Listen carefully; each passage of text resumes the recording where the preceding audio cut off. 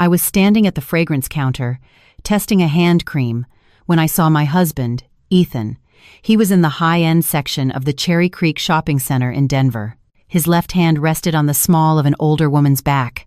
His right hand held a crisp shopping bag, the gold leaf logo of the luxury mall gleaming under the recessed lighting. The woman wore a dark green velvet pantsuit, her hair coiffed in tight, immaculate curls. When she smiled in profile, the wrinkles at the corners of her eyes were deep enough to trap a fly. Ethan leaned down to speak to her, his expression so tender it reminded me of the day he proposed to me last year. "Ma'am, do you like this one?" the sales associate asked. I didn't answer.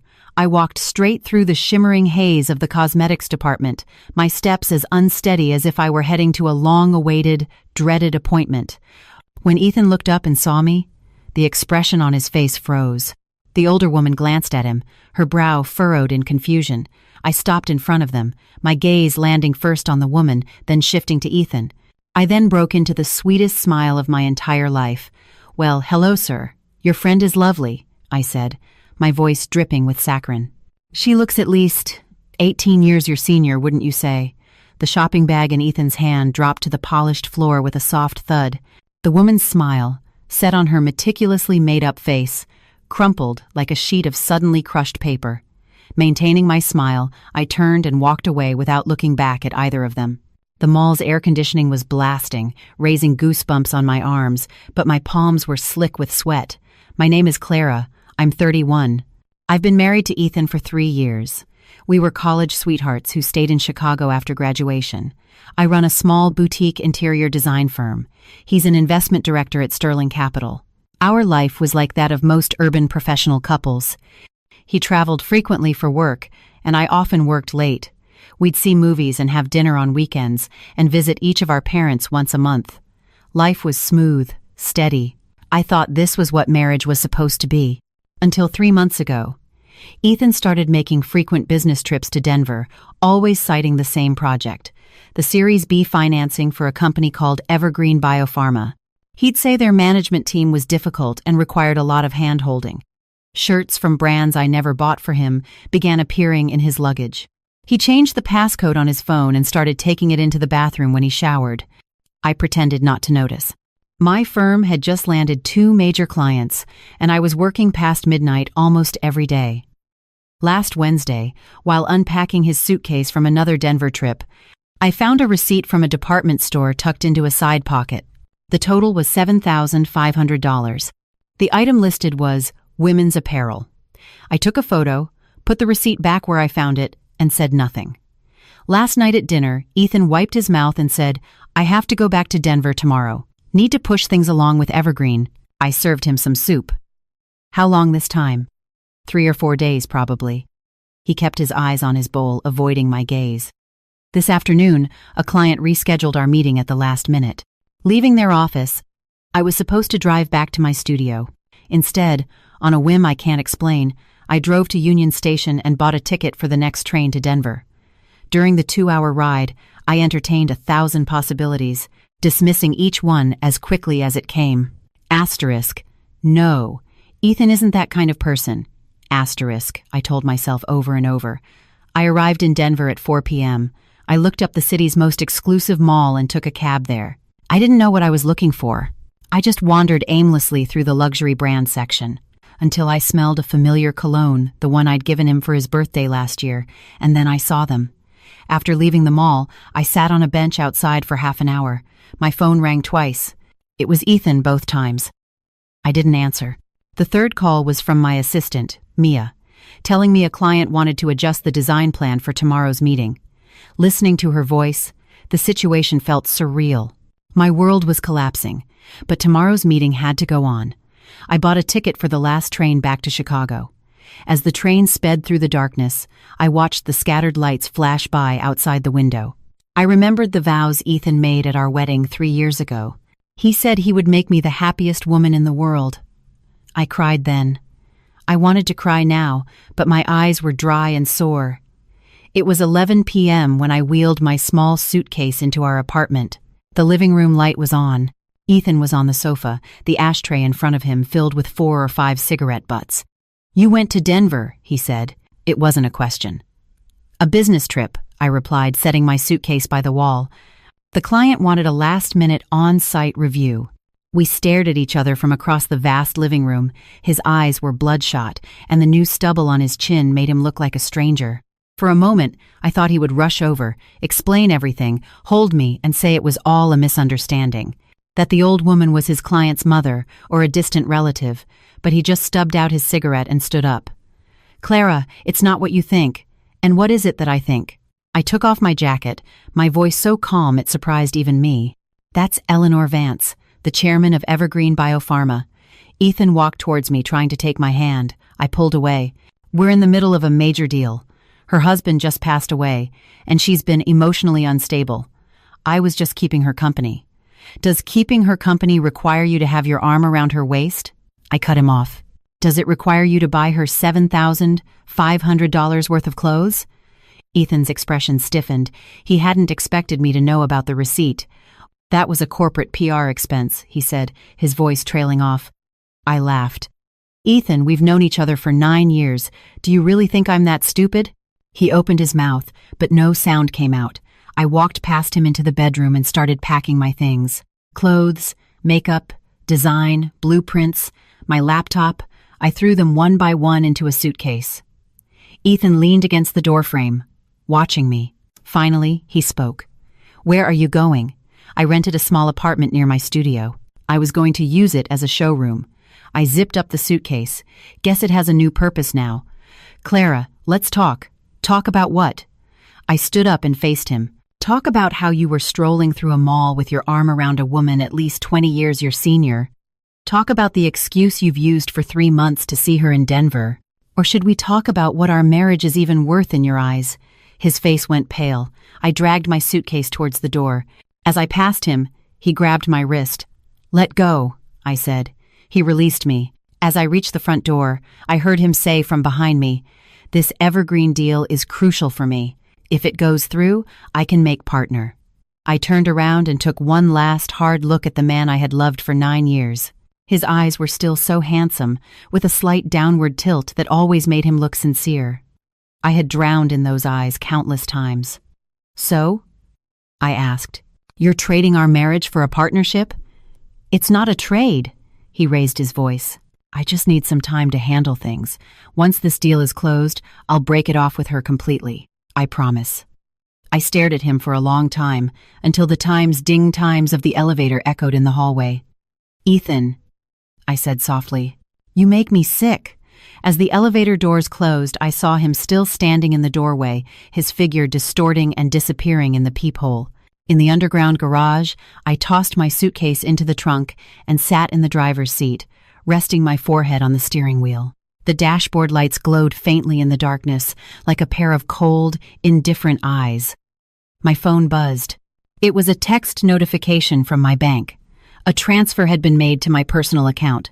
The amount, $100,000. The memo, "I'm sorry, Ethan knew my pride. He knew I'd never accept this kind of money.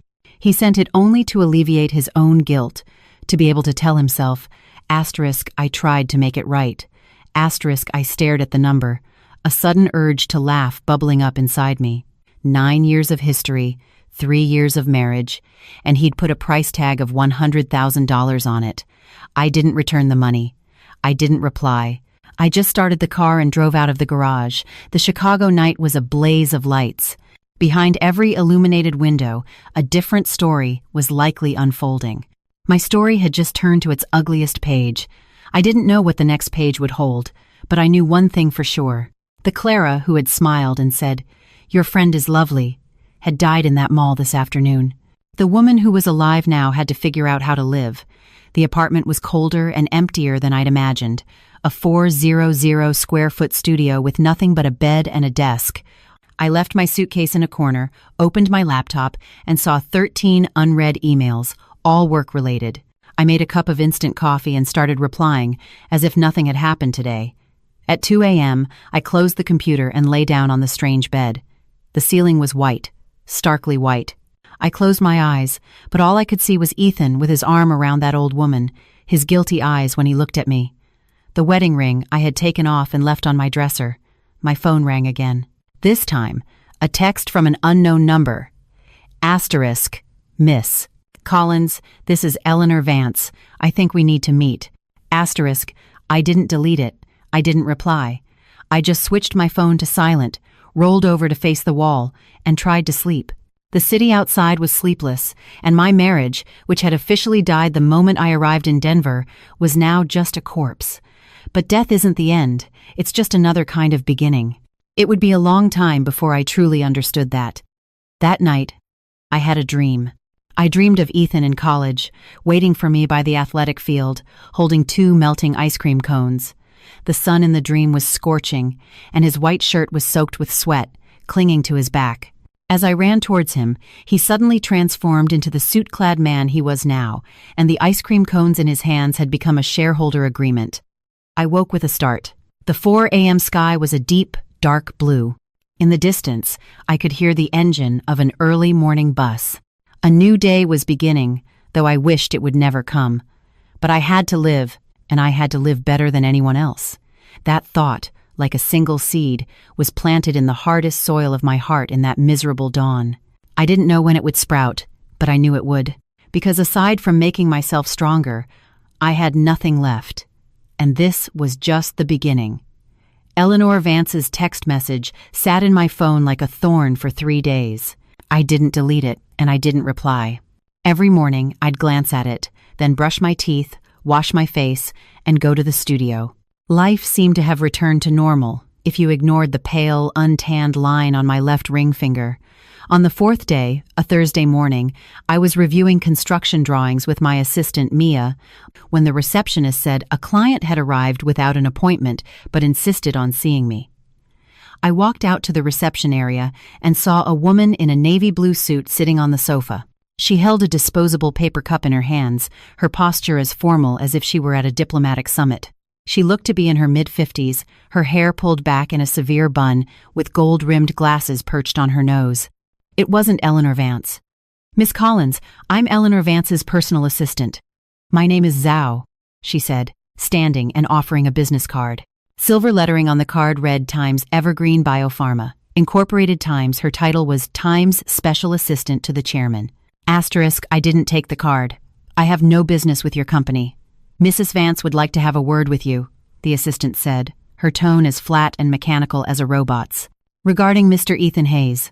Outside the glass door of the reception area, 2 of my employees were pretending to organize materials, their ears practically pricked up. My office, I said, turning. My office was a small 120-square-foot space, cluttered with blueprints and material samples. Assistant Zhao surveyed the room, her gaze lingering for a second on the half-dead pothos plant on my windowsill. She didn't sit in the chair, I offered.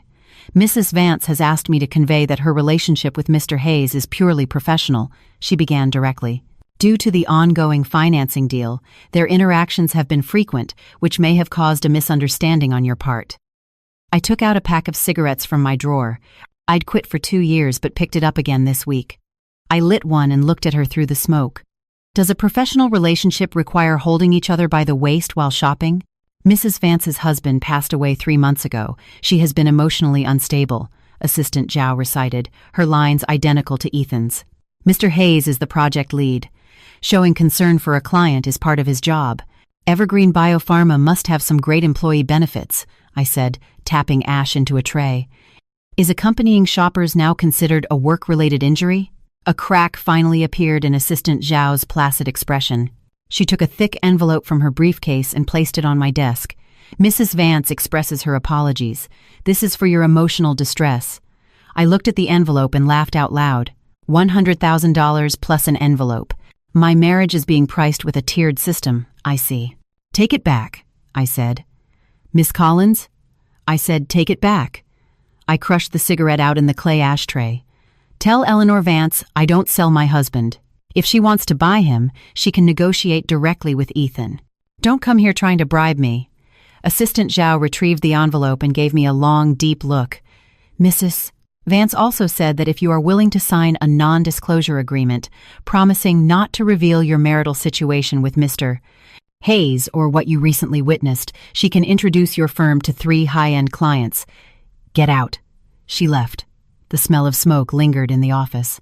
I opened the window, and the early autumn wind rushed in, rustling the papers on my desk.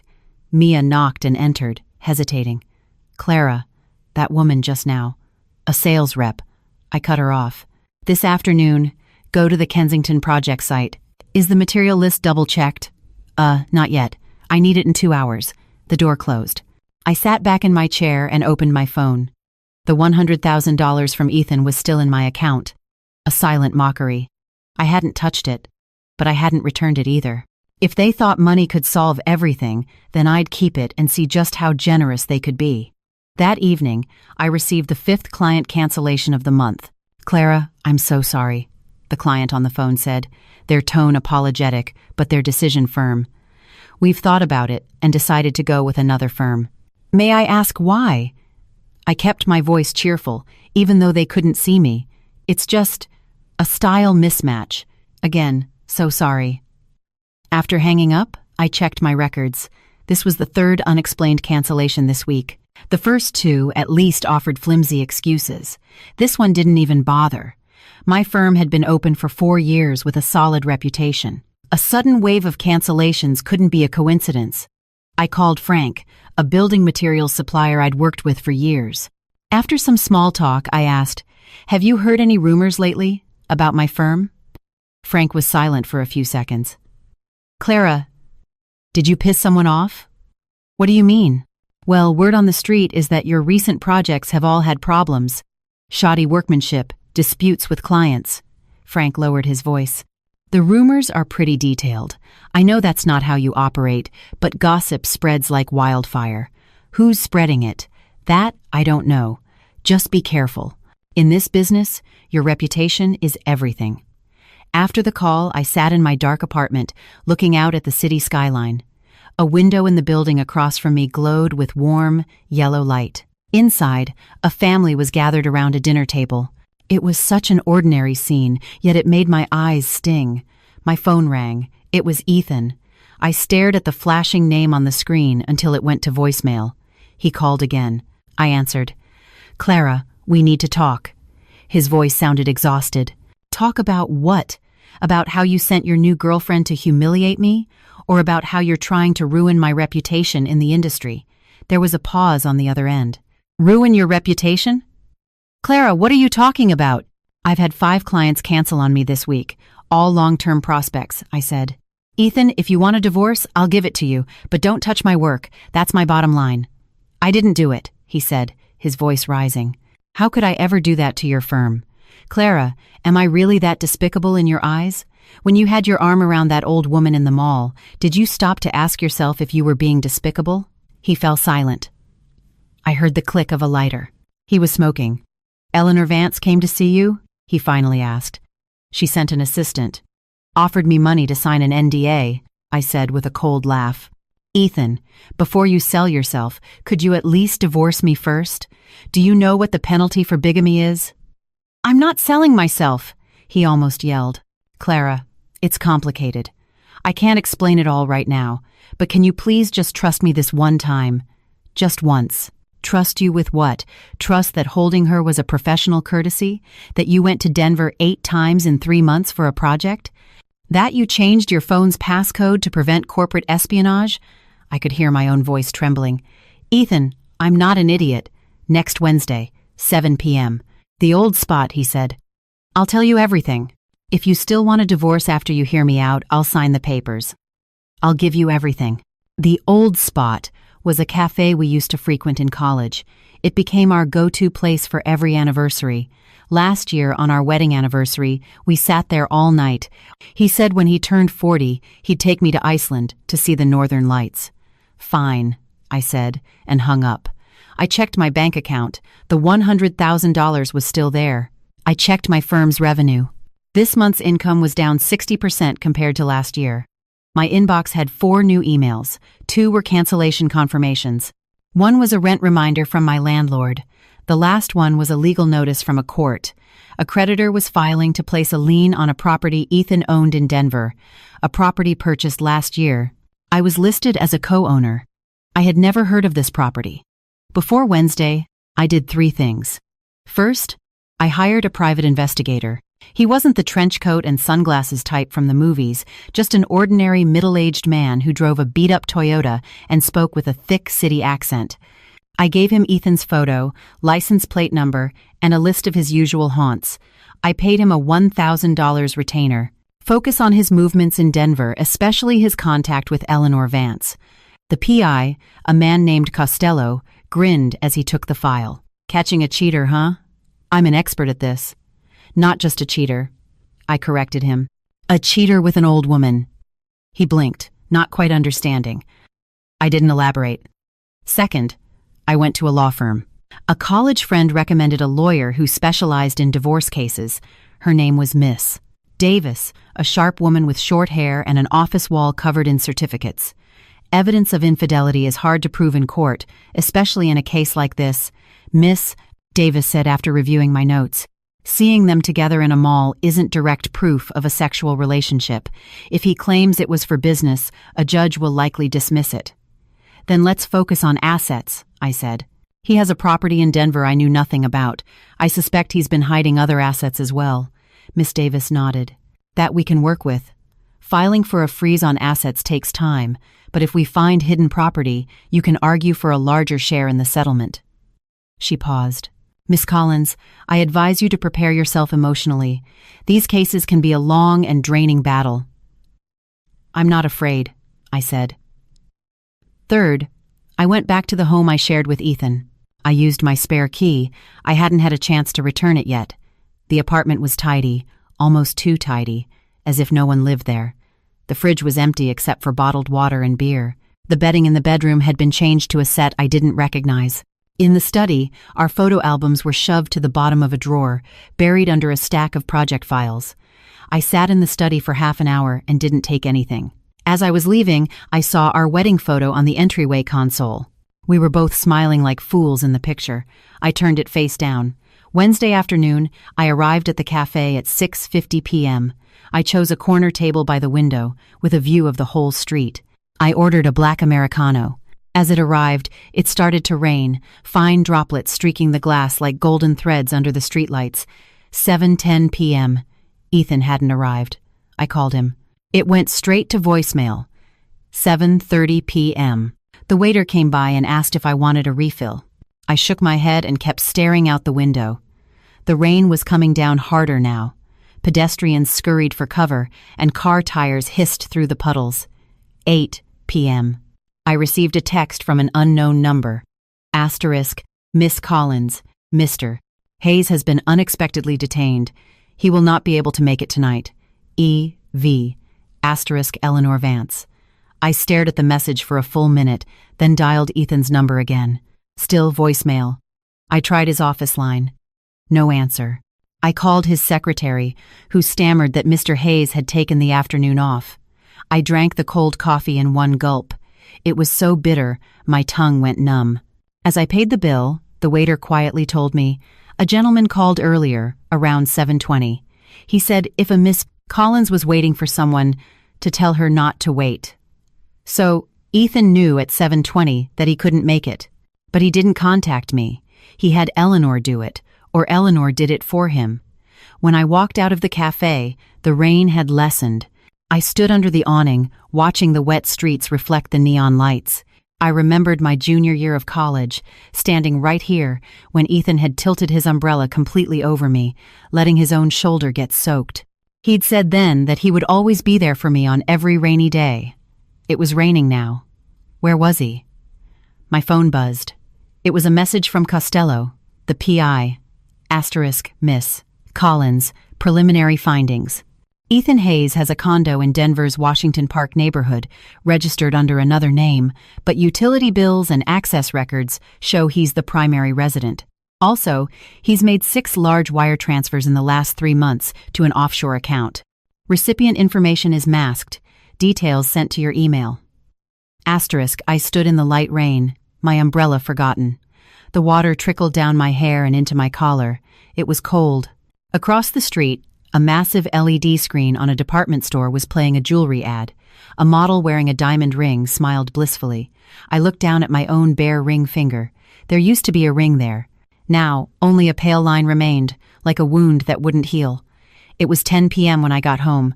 I opened my email. Costello's file contained a copy of the condo's title deed, screenshots of bank transfers, and several grainy photos. Ethan and Eleanor entering and exiting a hotel, always late at night. The pictures were low resolution, but it was clearly them. In one, Eleanor was smiling, her arm linked with Ethan's, her other hand smoothing the collar of his coat. The gesture was as intimate as that of a long-married couple.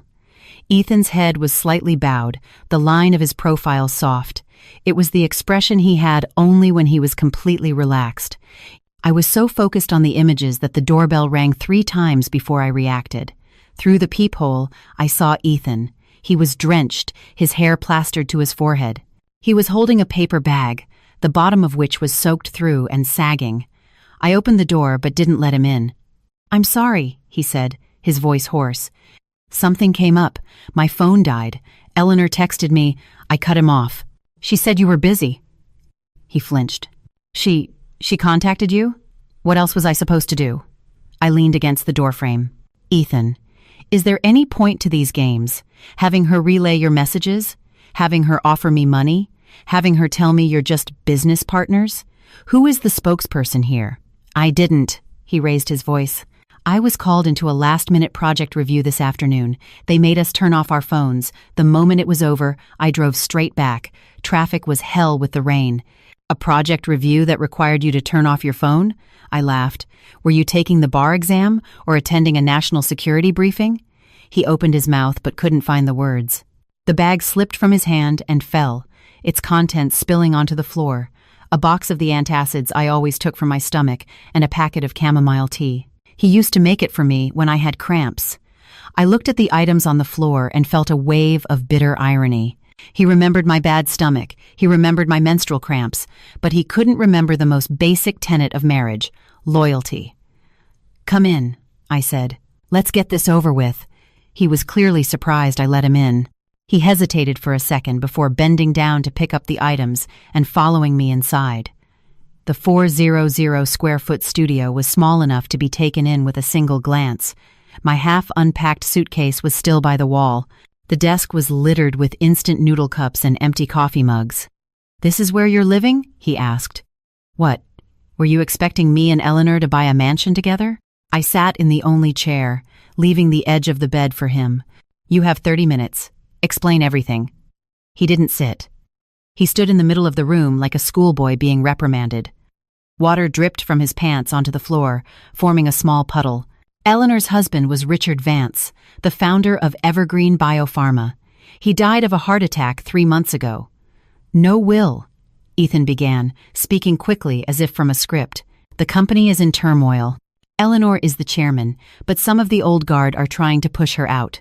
She needs Sterling's investment to solidify her position, and I'm the project lead." "So you two got together," I stated. "It's an act, for the benefit of others at the company," he said, his voice urgent. "Eleanor needs to project an image of having support, of having a new ally. If they see me close to her, the people trying to oust her will be more cautious." "Cautious of what? Cautious that she's found a lover 30 years her junior?" I stood up and walked toward him. "Ethan, save that story for a child. Does an act require late-night hotel visits? Does an act require buying her a $7,500 outfit? Does an act require you to buy a condo in Denver behind my back?" His face went white. How did you know about the condo? You think you're that good at hiding things?" I let out a sharp laugh. "Ethan, we were married for 3 years. I can tell when you're lying from a mile away. Now, either you tell me the truth or you get out and I'll see you in court." The room was silent except for the low hum of the air conditioner. Outside, the rain intensified, drumming against the window pane. Ethan stared at the floor, and I could see his hands, hanging by his sides, were trembling. After a long moment, he looked up, his eyes red. "That condo? Richard Vance bought it before he died. It's registered under the name of one of Eleanor's distant relatives. After Richard passed, she wanted to transfer it to me, as payment for my cooperation." "Payment for what cooperation?" I stared him down. He avoided my eyes. "For helping her gain full control of the company. Clara, Evergreen is about to go public. If this deal succeeds, the shares I get will be enough for us to— There is no us, Ethan. I cut him off. There hasn't been since the moment you put your arm around her in that mall. He looked as if I had slapped him. He staggered back a step. I never slept with her, he said, his voice barely a whisper. At least, not yet. What she needs is a partner to stand with her in public. What I need is for this deal to succeed. It's a mutually beneficial arrangement. Mutually beneficial, I repeated the words, each one a razor blade in my throat. So, what was your plan? Play the doting partner for her while keeping me on the hook? Wait until I couldn't take it anymore and left on my own, so you could get the money and still maintain the image of a devoted ex-husband? No! He grabbed my arm, his grip tight. Clara, listen to me. Once Evergreen goes public, I will cut all ties with her. I'll get the condo, the money, the shares. Then we can leave Chicago. We can go anywhere you want. I shook his hand off. With the money you earned sleeping with an old woman? I didn't sleep with her, he roared. Not yet, but you would have, I shouted back. Ethan, do you think I'm some kind of pathetic idiot? That I would just sit by and watch my husband parade around with another woman, patiently waiting for him to make his fortune and come back to me? This is the last time, he said, his eyes bloodshot. Just a few more months until the IPO process is complete. And then what? I looked at him. Then you'll be cleansed? All the embraces, the gifts, the late-night hotel visits, they'll all be erased? Ethan, once something is dirty, it's dirty forever. No amount of money can wash it clean. He looked at me as if seeing me for the first time. The sound of the rain filled the silence between us, a silence that felt like a wall growing thicker by the second. So you'll never forgive me? No matter what? He asked, his voice cracking. I forgive you, I said. I forgive you for selling yourself for money. I forgive you for treating me like a fool and lying to me for 3 months. I forgive you for taking her calls in our home, for accepting her gifts, for planning your future with her. I paused. But I won't wait for you, and I won't take a single penny of your money. We're getting a divorce. He stumbled backward, hitting the wall. A framed print I had hung there fell, the glass shattering across the floor.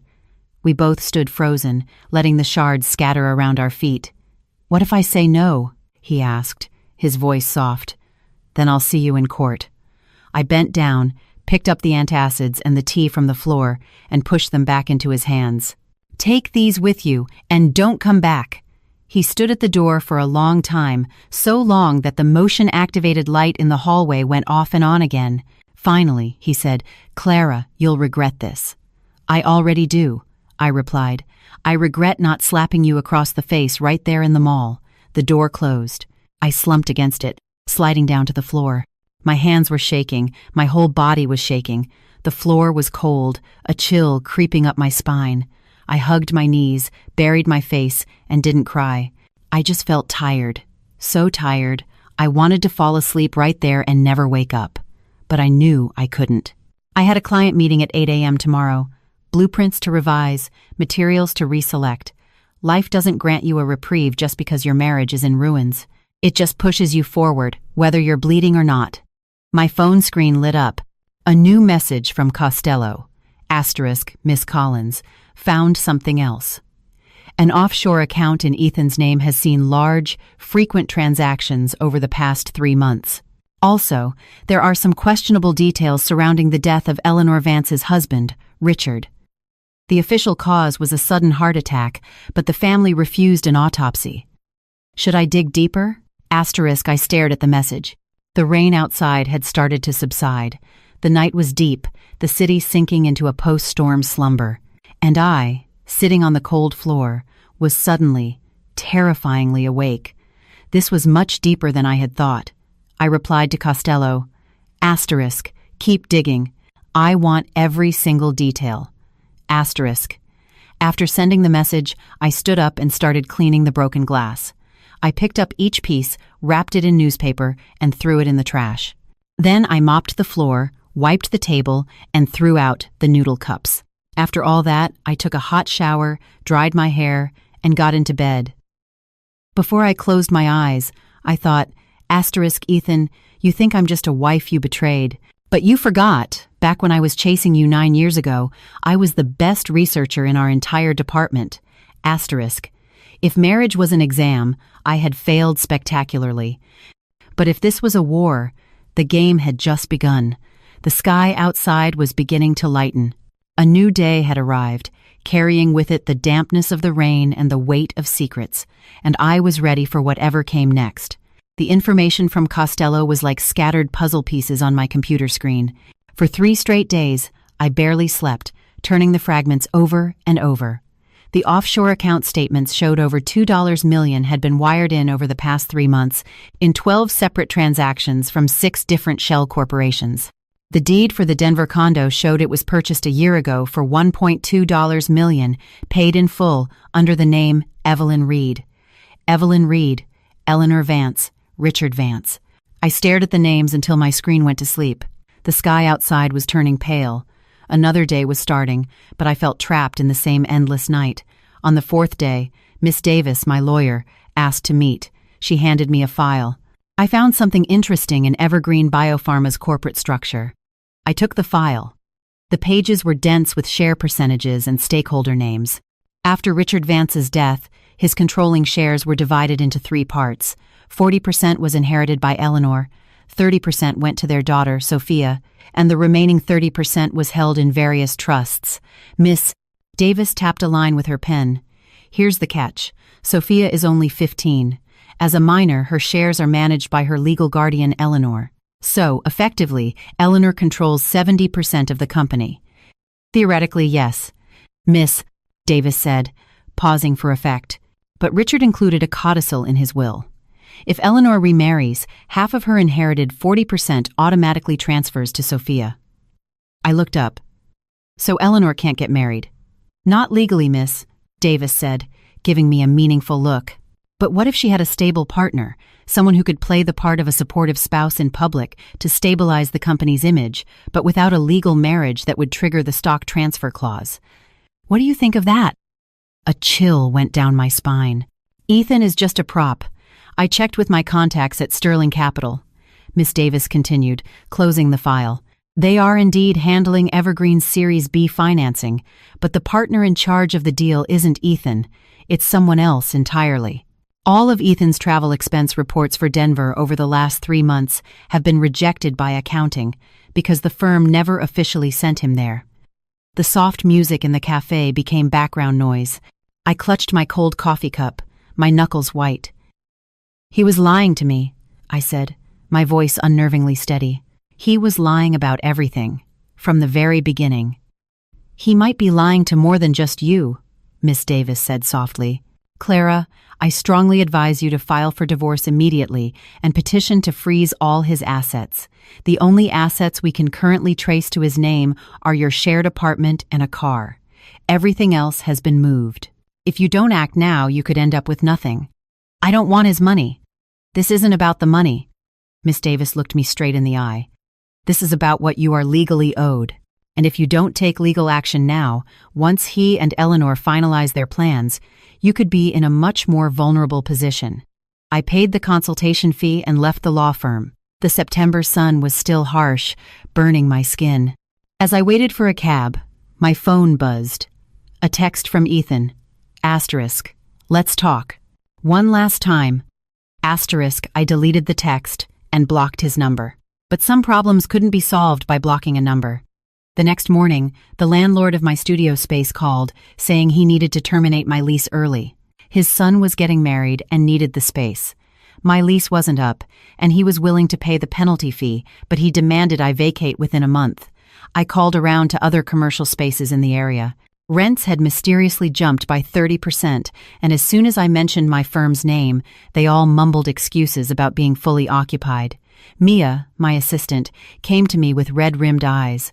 Her boyfriend's company was unexpectedly transferring him overseas, and she had to go with him. Clara, I'm so sorry. It's okay. I patted her shoulder.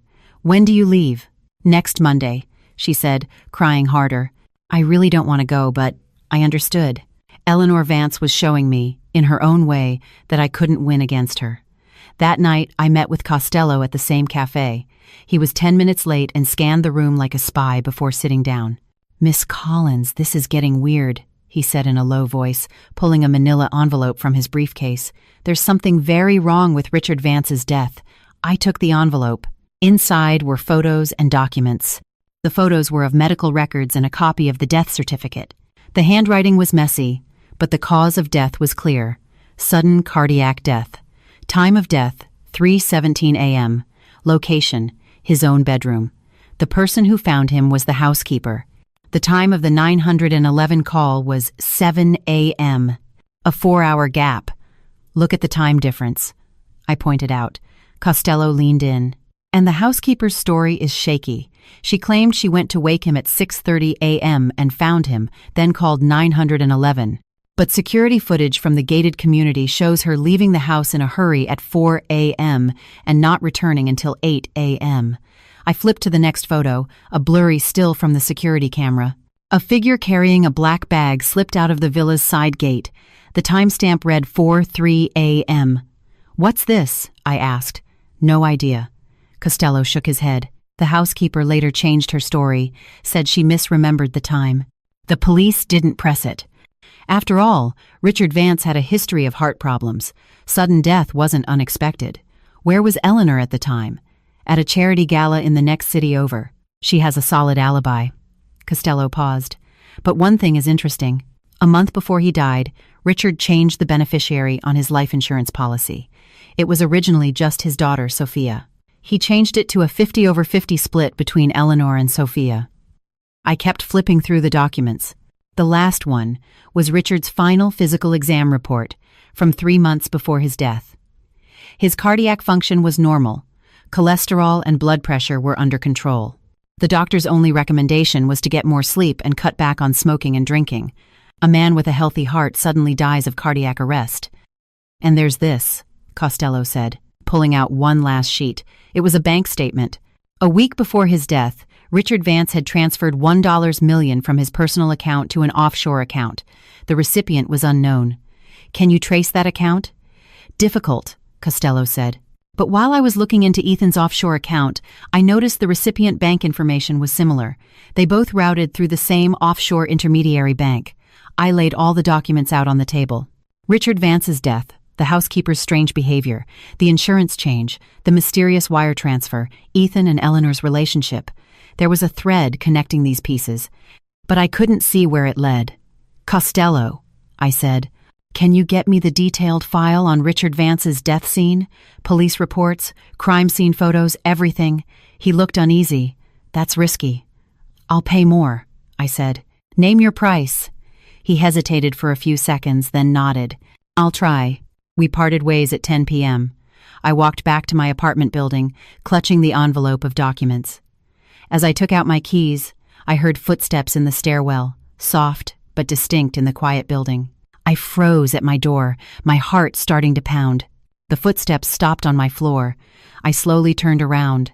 The hallway light was out, casting long shadows from the green glow of the exit sign. A figure stood at the turn in the stairs, their face obscured. "Who's there?" I asked, my voice trembling slightly. The figure stepped forward into the light. It was Eleanor Vance.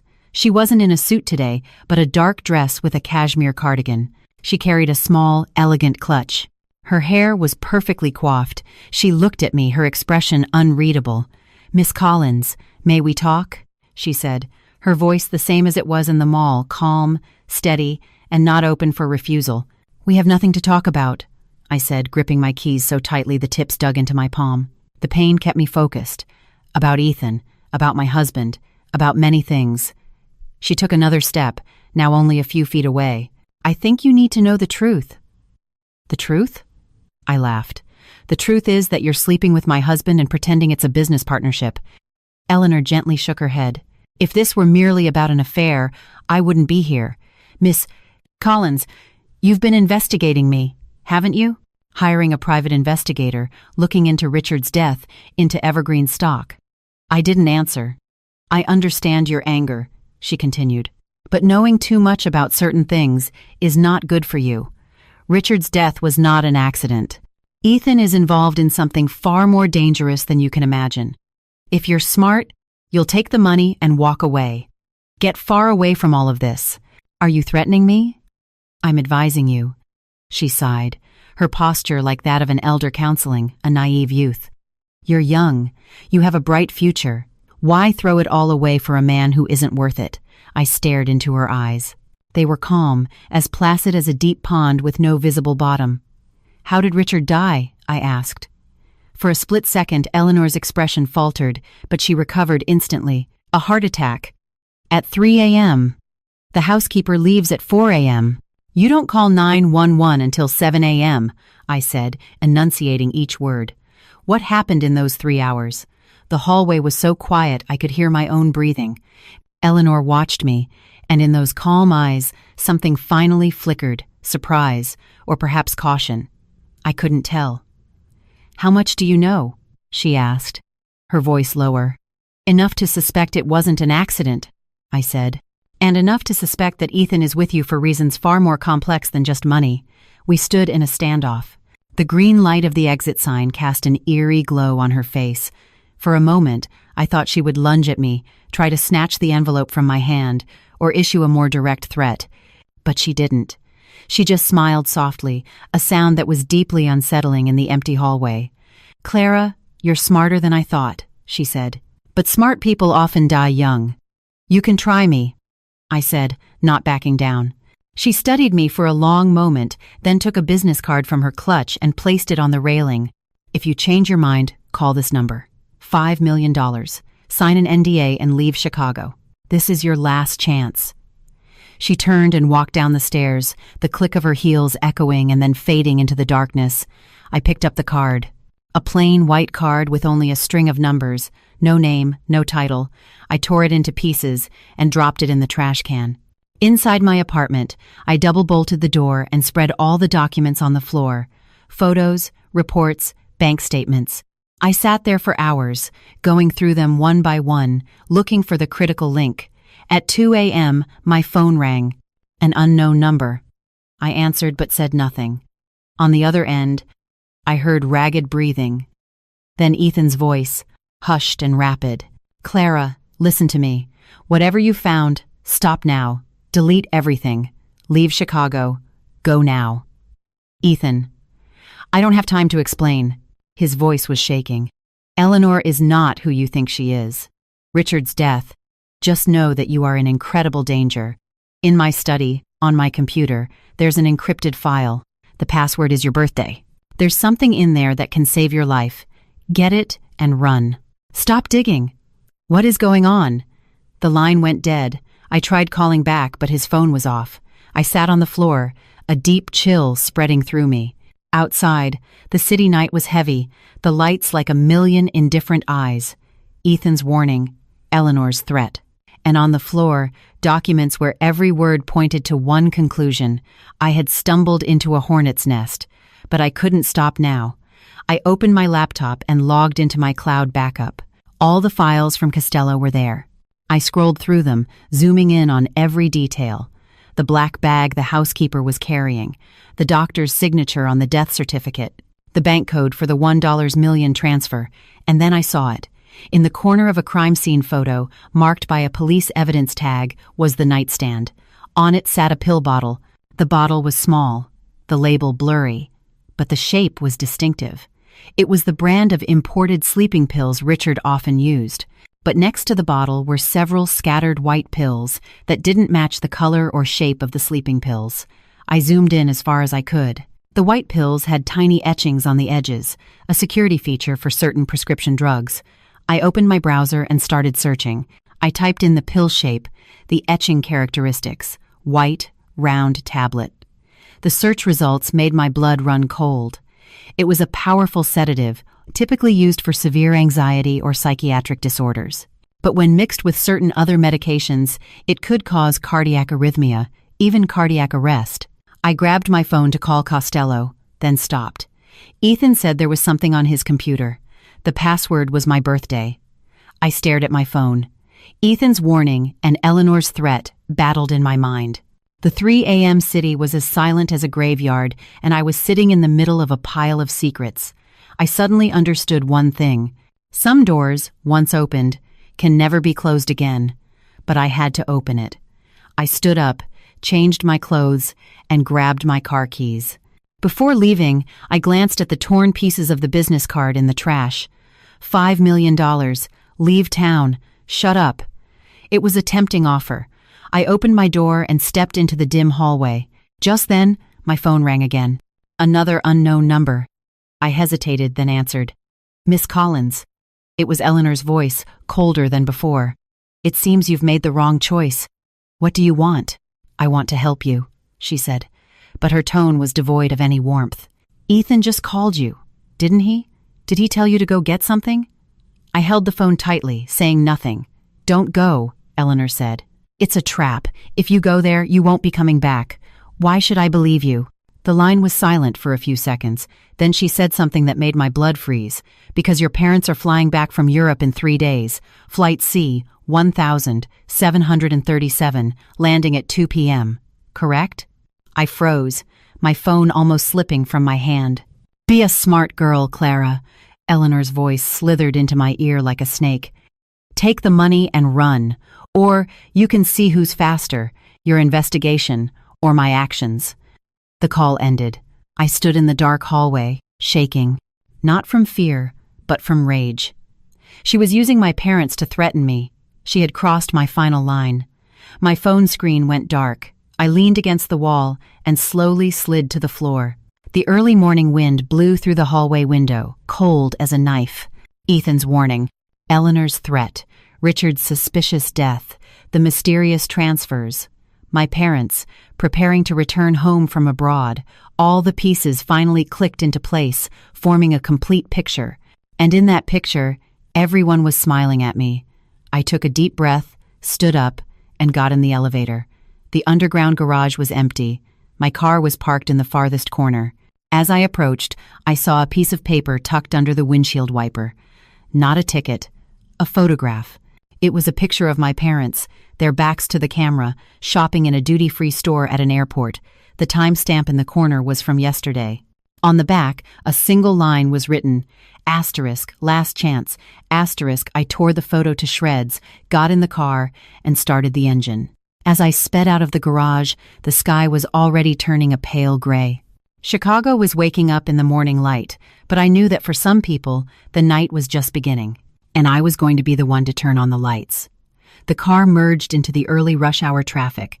I set the GPS for the address of my old home, the place where Ethan and I had lived for 3 years, the place filled with lies and betrayal.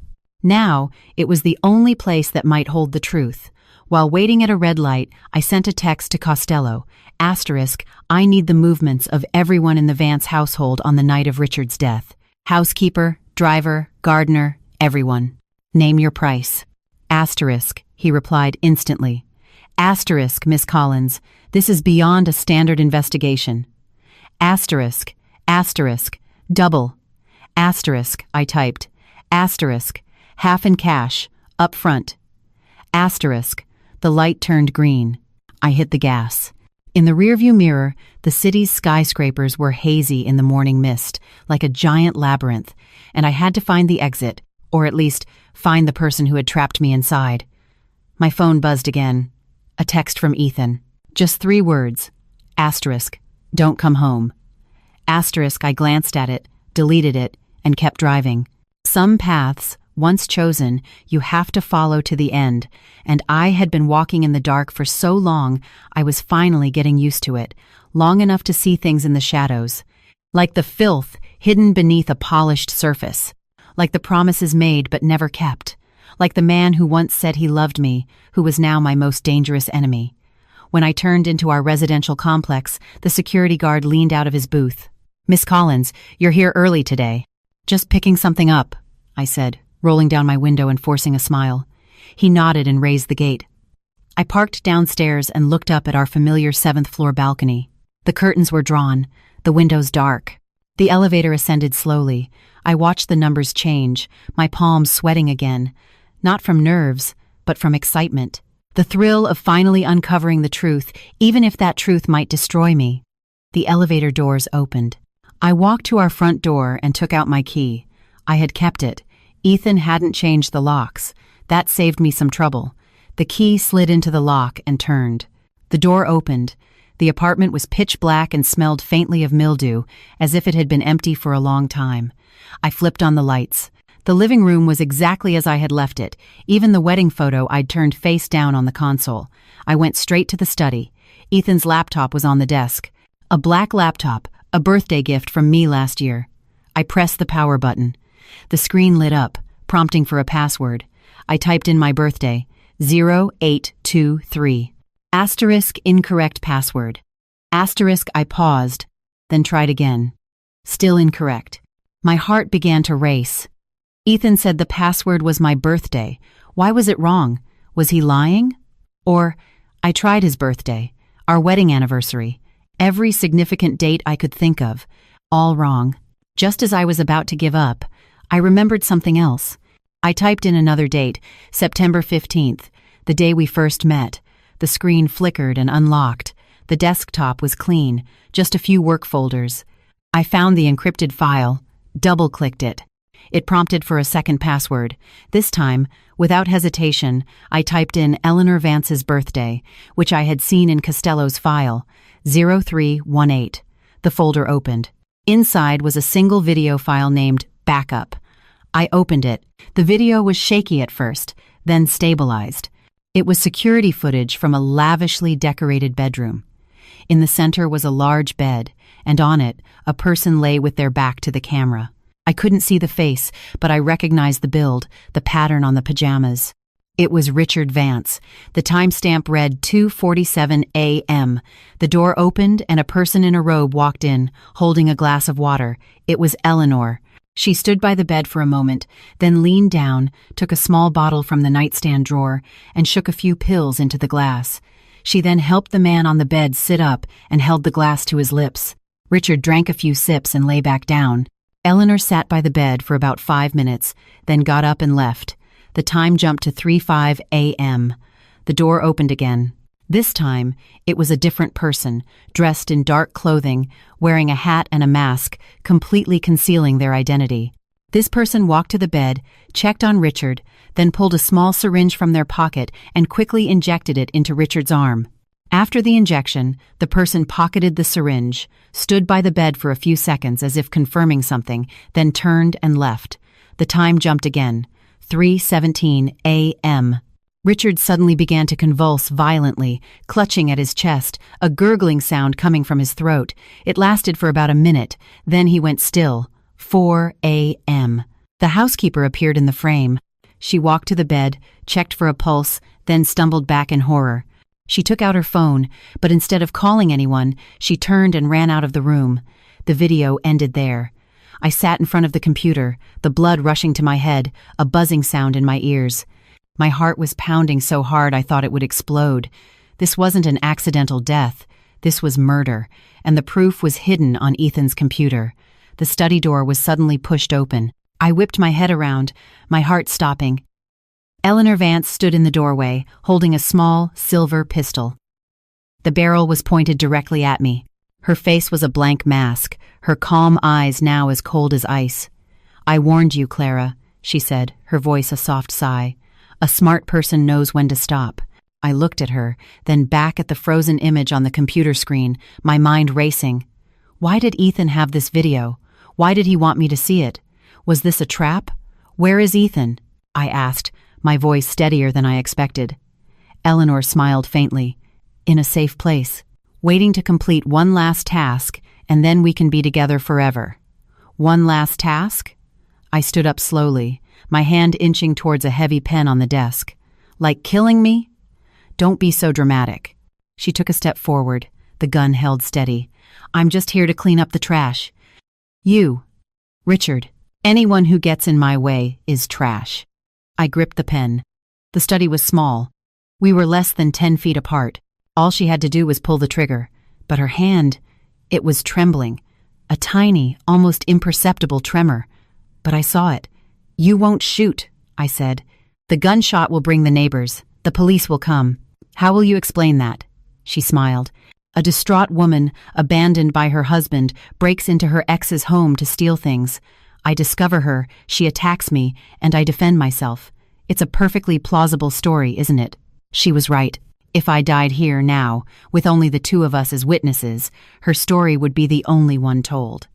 "I've already uploaded the video to the cloud," I bluffed. "Kill me, and it will be at police headquarters by tomorrow morning." Eleanor's smile faltered for a second, but she recovered quickly. "You think I didn't prepare for that?" She took a small remote from her pocket. "Ethan's laptop has a remote wipe program. The moment I press this button, all his data will be erased, including your cloud, your email, every backup on every device you own." A cold sweat broke out on my back. Was she telling the truth? It was possible. Ethan had a background in computer science. "So, you have two choices," Eleanor continued. "One, you hand over the laptop, sign the NDA, and take the money. 2, I kill you, and then I erase all the evidence. Choose." I looked at the gun in her hand, then at the door behind her. The study was at the end of the hall, a good 40 feet from the front door. What were my chances if I made a run for it? What were my chances if I tried to disarm her? The seconds ticked by. Eleanor's finger tightened on the trigger. Just when I thought she was about to shoot, she spoke again. "You know, I actually admire you, Clara. In another life, we might have been friends." "Friends don't steal each other's husbands," I said coldly. She laughed as if I'd told a joke. "Ethan, you think I actually care about him? He's just a pawn. A pawn you discard when you're done with it. Just like Richard." My heart lurched. "You killed Richard." I gave him the ending he deserved. Eleanor's expression turned hard. An old, sick man, clinging to power he couldn't manage. I stood by him for 20 years, ran his company, cleaned up his messes. And in the end, his will was designed to stop me from ever remarrying. What did he take me for? Her voice was finally laced with emotion, rage, resentment, 2 decades of bitterness. "So you killed him," I said, and framed the housekeeper. "What was in the black bag? The syringe? The drugs?" Eleanor's eyes narrowed. She hadn't expected me to know that much. "You're very clever," she said, "but clever people don't live long." She raised the gun, aiming at my forehead. My fingers tightened on the pen. I had one chance. Just then, we heard footsteps outside the door, soft but loud in the dead silent room. Eleanor spun around. The door opened. Ethan stood there, his face ashen. He was also holding a gun. It was pointed at Eleanor. 3 people. 2 guns. 1 room. Time seemed to freeze. Ethan looked at me, his eyes filled with bloodshot exhaustion. He looked terrible, unshaven and his clothes rumpled, as if he hadn't slept in days. "Put the gun down, Eleanor," he said, his voice raspy. Eleanor didn't move, but she shifted her aim, the gun now covering both of us. "You betrayed me too?" she asked, her voice like ice.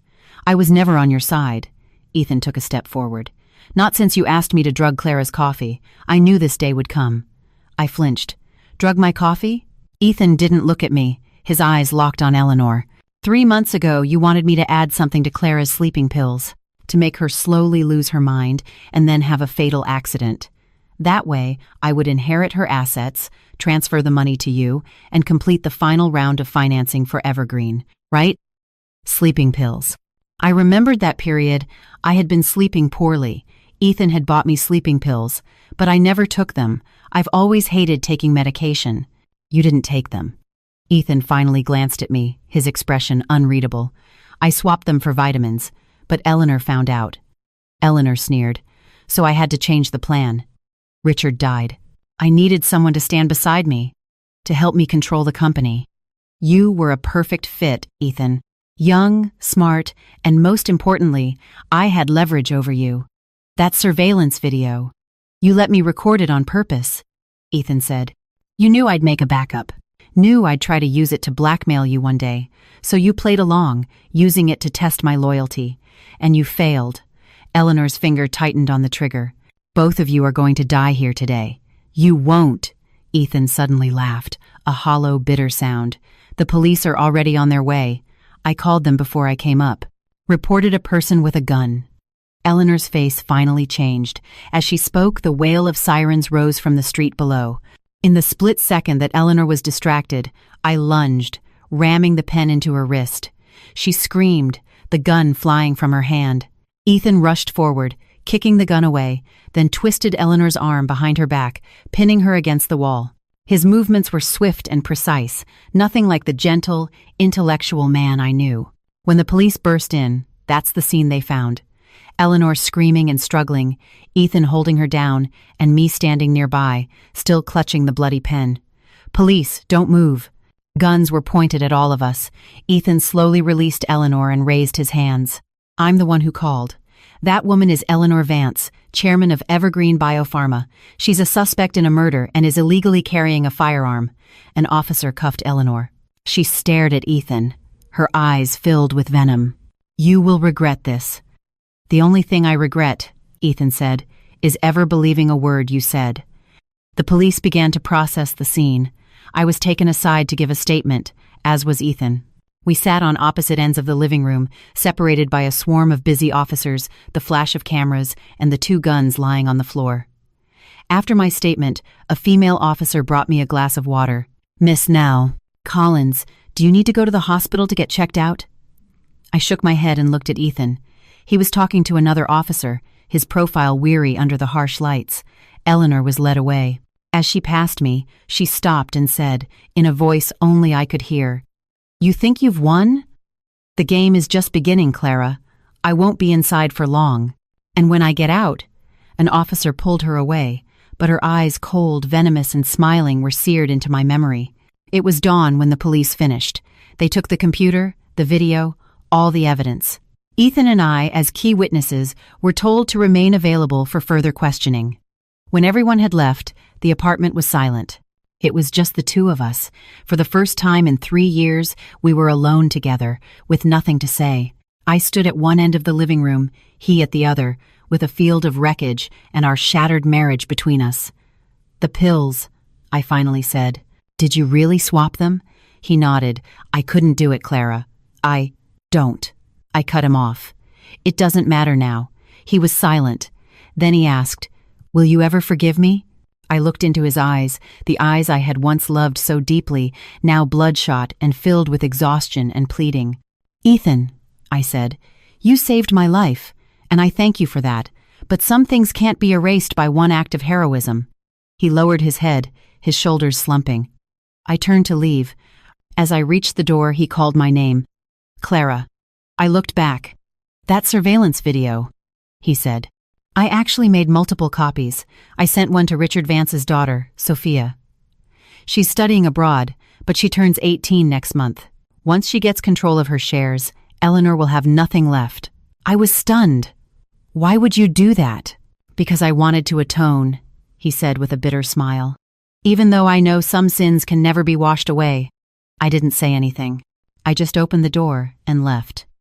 As I walked downstairs, the sky was brightening. The police cars were just pulling away, and curious neighbors were still whispering among themselves. I walked through the small crowd to my car. My phone buzzed. It was Miss Davis. "Clara, I just heard. Eleanor Vance has been arrested. How did you do it?" "It's a long story," I said. "I'll pay your fee as agreed." "It's not about the fee." Miss Davis was excited. "This is a major breakthrough. We can use this to leverage a much better settlement." "Miss Davis," I interrupted. "I have a question. If someone does the right thing in an attempt to atone for their sins, can those sins be forgiven?" There was a pause on the other end. "Legally, providing key evidence and cooperating with the prosecution can lead to a reduced sentence. Morally, that's for you to decide." I hung up and sat in my car watching the sky lighten. The city skyline became clearer in the morning light. A new day was beginning, but I knew some things were far from over. Eleanor's final look, her words, "Asterisk, the game is just beginning," asterisk, were like a splinter in my mind. A woman who could lie in wait for 20 years, who could murder her husband and almost get away with it, who could orchestrate such a massive conspiracy. Would someone like that really be defeated so easily? My phone rang again. A completely unknown number. I answered. A young girl's voice, choked with tears, came through the phone. Is this Clara Collins?" "Yes. My name is Sophia Vance, Richard Vance's daughter. I received a package. There was a video in it and a letter. The letter said, if I go to the police with the video, they'll kill my mother. What should I do? They have my mother." I gripped the phone, my body turning cold. Sophia, where are you? Are you safe? I'm at the airport. I just landed, the girl sobbed harder. They know I'm back. Someone is following me. Clara, my father's death. My mother. The line went dead. I tried calling back, but her phone was off. The city outside my car window was fully awake. Traffic was building, commuters rushing across crosswalks. Everything was normal. But I knew it wasn't. Eleanor had a contingency plan. She had anticipated this day. She had set another trap. Ethan thought he had won. The police thought the case was closed. I thought it was finally over. I spun the car around and sped towards the airport, running 3 red lights. I could already see flashing police lights in my rearview mirror, but I didn't care. Sophia's voice, terrified and helpless, echoed in my ears. It was the same feeling I had when I first saw Ethan with Eleanor in the mall. The morning fog on the highway to O'Hare hadn't fully burned off. I connected my phone to the car's Bluetooth and started making calls while weaving through traffic. Miss Davis, I need the number for a top criminal defense attorney, right now. Clara, what happened? Eleanor has a hostage. It might be Sophia's mother. Sophia is back in the country. She's being followed, and I'm on my way to get her. Miss Davis gasped. Don't go alone. Call the police. The police have Eleanor, but her people are still out there. I stared at the road ahead. Send me his office address and the home addresses of every executive at Evergreen Biopharma. Clara, this is too dangerous. Doing nothing is more dangerous. I hung up. My phone immediately lit up with a list of addresses from Miss Davis. At the same time, a text came in from Costello. Asterisk, Miss Collins. Found it. Eleanor has a twin sister, Evelyn Reed. She was committed to a psychiatric facility 20 years ago for mental illness. Disappeared 3 years ago. Hospital records show Eleanor was her only visitor. Asterisk, a twin sister. Missing for 3 years. The pieces were flying together in my mind. Sophia said, asterisk, they have my mother. Asterisk, but Eleanor times was times her mother. Unless she wasn't talking about Eleanor. She was talking about the missing sister from the hospital. As my car screeched into the airport parking garage, my phone rang again. It was Ethan. Clara, where are you? His voice was tense. The police just told me Eleanor's lawyer is already at the station. She claims to have a perfect alibi. She was at the charity gala the night Richard died, with hundreds of witnesses. The person in the video wasn't her. It was her sister, I said. Silence on the other end. Clara, listen to me. Go home now. Let the police handle this. Ethan's voice was trembling. I just got a call. They said if I dare testify in court, they'll what? They'll release the video of me and Eleanor shopping. They'll claim you faked it for revenge. He laughed bitterly. They'll also leak evidence of me transferring marital assets and ruin my career. Clara, we can't win. She's thought of everything. I parked the car and unbuckled my seatbelt. Ethan, one last question. That video on your computer, besides Sophia, who else did you send it to? No one else, I swear. Then how did someone use it to threaten Sophia? I pushed the car door open. Because Eleanor knew you'd make a backup, she was prepared to use it against you all along. She's playing all of us. The airport terminal was a river of people. I stood under the departures board, scanning every young girl traveling alone. Sophia was 15, but looked older in photos. Long hair, glasses, a bit of a bookish air. My phone buzzed. A photo appeared. It was Sophia, wearing a baseball cap and pulling a suitcase, standing in the smoking area outside Terminal 3. The photo was taken from above, clearly from a security camera. A text followed. Asterisk, you want her safe? Come to parking garage. B. Level 2, Section D. Alone. No police, or you know what happens. Asterisk. The sender was an untraceable number.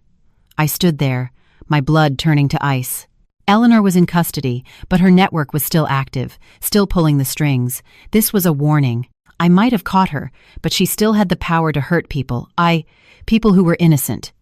No, not just a warning. This was an exchange. I dialed the number. It rang 3 times and was picked up. The voice on the other end was distorted by a modulator, robotic and cold. Miss Collins, where is Sophia? She's safe, the voice said. As long as you do as you're told. I want to hear her voice first. A few seconds of silence. Then Sophia's tearful voice came on the line. "Clara, don't come. There are so many of them." The voice was cut off. "You heard her," the modulator crackled. "Now, parking garage B, level 2. You have 10 minutes. The line went dead. I stared at my phone, my mind racing.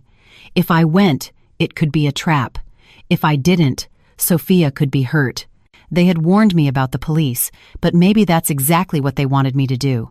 I walked to the nearest airport information desk and asked for a pen and paper. I scribbled a note. Asterisk, my name is Clara Collins.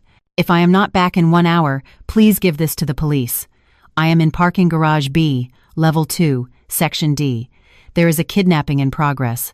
Asterisk, I folded the note and handed it to the young woman behind the counter. She looked at me, confused. I just said, please, and ran. Parking garage B was vast and cold, dimly lit. Section D was in the farthest corner, near the waste disposal area. The air smelled of damp concrete and garbage. I slowed my pace, my hand reaching into my purse and closing around a can of pepper spray. Ethan had bought it for me years ago. I never thought I'd actually use it. Miss Collins, punctual. A voice came from behind a concrete pillar. 2 men stepped out, one tall, one short, both in generic work clothes wearing masks and hats. The tall one held a taser. The short one was flipping a butterfly knife. Where is Sophia? I demanded. The goods first, the tall one said, holding out his hand. The video. All the copies. What missus? Vance wants. I don't have it with me. The butterfly knife snapped shut in the short one's hand. Then, we can't guarantee the little girl's safety. I stared at them. Eleanor's been arrested. Why are you still working for her? Arrested doesn't mean convicted, the tall one laughed. And the money she's paying is enough for a lifetime. So you were involved in Richard Vance's death too? The men exchanged a look. The short one spat on the ground. That old bastard had it coming. Get in the way of money. You pay the price. It all fit. Costello had mentioned the crime scene might have been professionally cleaned. These 2 were likely Eleanor's hired muscle. I can give you the video, I said, backing away slowly, but I have to see Sophia first. No deal, the tall one advanced. Give us the drive, and we let the girl go. You don't, and neither of you are walking out of here. I backed up against the cold metal of an SUV. The garage was eerily silent, the only sound my own frantic heartbeat. The pepper spray was slick with sweat in my hand. Just as the tall man raised the taser, the sound of police sirens echoed from a distance. The 2 men's heads snapped up. You called the cops? The short one snarled. It wasn't me, I yelled. The sirens grew closer. The tall man cursed, turned, and ran. The short one hesitated for a second, then followed him. I didn't chase them. I ran towards the pillar they had come from. Behind it was a small door marked Utility. It was locked, but the hardware was old. I picked up a loose brick from the ground and smashed it against the lock. 3 hits, and it broke. Inside, the room was filled with cleaning supplies and discarded luggage carts.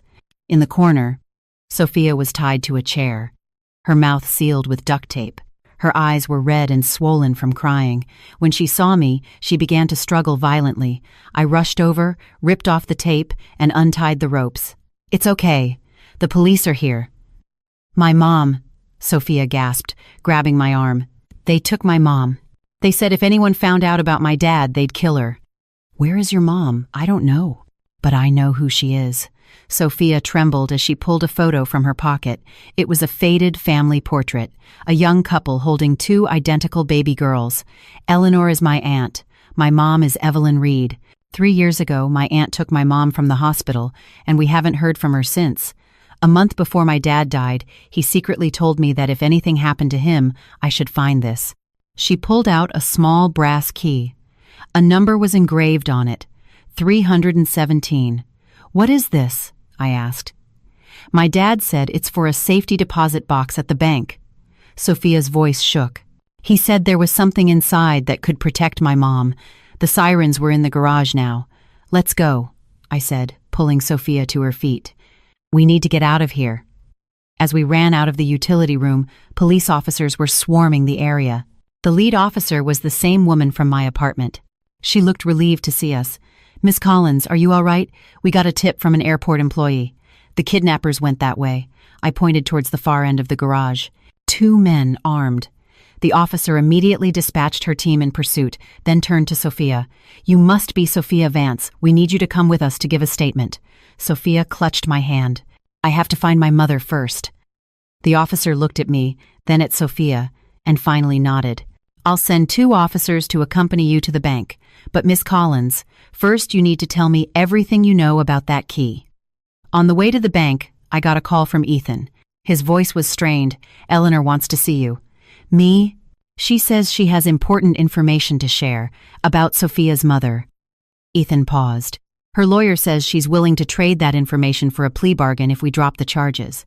"Not a chance," I said coldly. "I know," Ethan said. "But Clara, maybe you should go see her. Hear what she has to say." I looked out the window at the passing city, then at Sophia, trembling beside me. This 15-year-old girl had lost her father, her mother was missing, and her aunt was a murderer. The key in her hand was possibly her only hope. "Send me the address," I said, "and I'm bringing Sophia with me." Ethan was silent for a long moment. "Are you sure?" "She has a right to know the truth," I said. "All of it." The safety deposit box required both the key and a password. Sophia didn't know the password, but we tried Richard's birthday, their wedding anniversary, the date Evergreen was founded. On the 3rd try, the box opened. Inside, there was no money, only a folder of documents and a USB drive. The documents were stock transfer agreements, codicils to the will, and several medical records. The name on the records was Evelyn Reed. The diagnosis was post-traumatic stress disorder. The cause was listed in a single, chilling line. Asterisk, witnessed twin sister, Eleanor Vance, murder their parents. Asterisk, Evelyn, was 7 years old. The USB drive contained an audio file. Richard Vance's voice, old and tired, filled the small room. Asterisk, Sophia, if you are listening to this, it means I'm gone. I'm sorry I kept this from you for so long. Your mother is not Eleanor. She is her twin sister, Evelyn. 20 years ago, to inherit the family fortune, Eleanor set fire to our grandparents' home. Evelyn saw everything. The trauma broke her spirit. I put her in the best care I could find, thinking I could protect her. Asterisk. His voice broke with a sob. Asterisk. But I was wrong. 3 years ago, Eleanor took her. She's been using Evelyn to blackmail me ever since, forcing me to change my will, to sign over shares. I did it, because Evelyn's life was at stake. But I left one safeguard. I added a clause to my will. If Evelyn dies or is missing for more than 6 months, all shares inherited by Eleanor become void and transfer directly to you. The DNA report in here will prove your relationship with Evelyn. Sophia, I failed you, and I failed Evelyn. But you must remember, Eleanor will do anything for money. If something happens to me, don't believe a word she says. Don't try to get revenge. Take this evidence to a lawyer. Protect yourself and protect your mother, if she's still alive. Asterisk, the recording ended. Sophia had collapsed onto the sofa in the bank's private viewing room, tears streaming down her face. I held the documents, my hands shaking. A 20-year-old arson, a coerced will, a missing sister. Eleanor hadn't just become a monster. She had been one all along. The female police officer read through all the documents, her face grim. "We need to reopen the investigation into that fire from 20 years ago and the disappearance of Evelyn Reed." "But where is my mother now?" Sophia grabbed the officer's arm. "Is she still alive?" No one could answer her. On the way to see Eleanor, Sophia was silent. She stared out the window, her fingers wrapped so tightly around the brass key that her knuckles were white. "Clara," she said suddenly, if my mom is gone, what do I do?" I looked at this girl, forced to grow up overnight, and my heart ached. I thought of my own parents, of Eleanor's threat, of the fear and rage I had felt for 3 months. "You'll live," I said, "and you'll live better than she ever could." The meeting room at the detention center was smaller than I expected. Eleanor sat behind a glass partition, dressed in a prison jumpsuit, her hair still neat. When she saw us, she smiled. A chilling, reptilian smile. "Sophia, you came too." Her voice, tinny through the speaker, was still calm and gentle. "You look so much like your mother." Sophia stiffened beside me. "Where is she?" I asked bluntly. Eleanor leaned back. "Somewhere safe." As long as you drop the charges, forget about Richard. I'll tell you where. Impossible, I said. You can't bargain your way out of a murder charge. Then you'll never find her. Eleanor's smile widened. And I assure you, even if I'm prosecuted, I won't be in here for long. I have the best lawyers, a history of psychiatric evaluations, and, she looked at Sophia, your mother's signed declaration voluntarily transferring her guardianship to me. You forced her, Sophia shouted. Where's the proof? Eleanor raised an eyebrow. The court only cares about evidence, my dear. I looked into her eyes, those eyes I once found so inscrutable, now just filled with naked malice. She wasn't afraid of prison. She had already planned her escape routes. She wasn't even afraid of being exposed because she held the final card, Evelyn's life. What do you want? I asked. Simple, Eleanor said. Sophia relinquishes her inheritance rights, and all shares are transferred to my name. You, Clara, sign an NDA admitting all your previous accusations were a misunderstanding. And Ethan continues to be my public partner until the Evergreen IPO is complete. And then what? I sneered. Once the company is public, you'll get rid of us one by one? Don't be so dramatic, Eleanor smiled. I just want what's mine. The Vance family fortune was always supposed to be mine alone.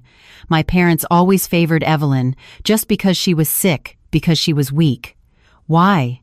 Her voice began to distort, her carefully composed face twisting with rage. So, I took it back, my own way. She stared at Sophia. Your mother owes me, your father owes me. Now it's time to pay. Sophia stood up, her small frame rigid. You're insane, she said, her voice clear and strong. You're the insane ones. Eleanor shot back, standing as well. 3 days. You have 3 days to think about it. If I don't have the signed stock transfer agreement in 3 days, you can start making arrangements for Evelyn's funeral. She pressed the button to call the guard. As she turned to leave, she looked back at me one last time and mouthed 3 words. Asterisk, you lose. Asterisk. On the drive back, Sophia cried uncontrollably. I gripped the steering wheel, my mind a chaotic mess. Eleanor's threat wasn't an empty one. If she could arrange a kidnapping from jail, she could arrange a murder. Could we call the police? Could they find her in time?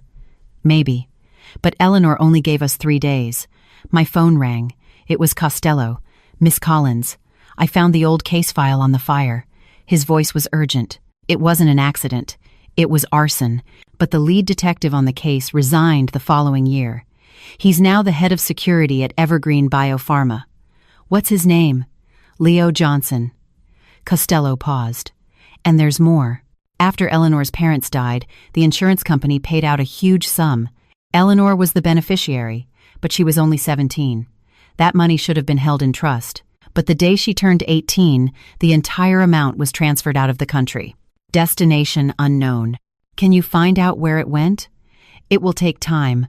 But Miss Collins, I should warn you, while I was looking into Johnson, I found out his son started college overseas last year. $200,000 suddenly appeared in his bank account. The wire came from a shell corporation, the same one that funneled money into Ethan's offshore account. It all connected. The arson 20 years ago, the bought-off cop, Evelyn's disappearance 3 years ago, Richard's murder 3 months ago, Ethan being dragged into the mess, and now, me and Sophia. This wasn't a recent crime spree. It was a 20-year conspiracy. Eleanor was a spider, slowly weaving a web, trapping anyone who posed a threat. Costello, I said, I need you to investigate Leo Johnson.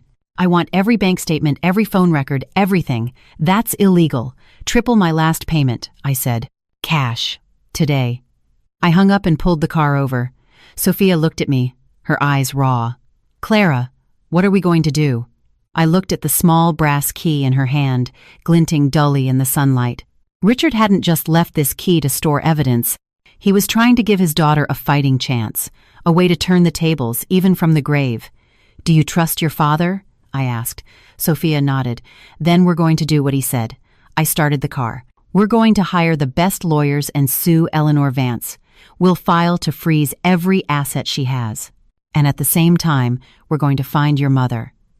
But we only have 3 days. Then in 3 days, we're going to dig up 20 years of her crimes.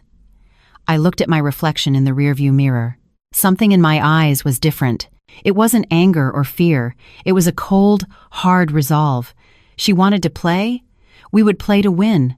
The next 72 hours were a blur. Miss Davis assembled a top-tier criminal law team.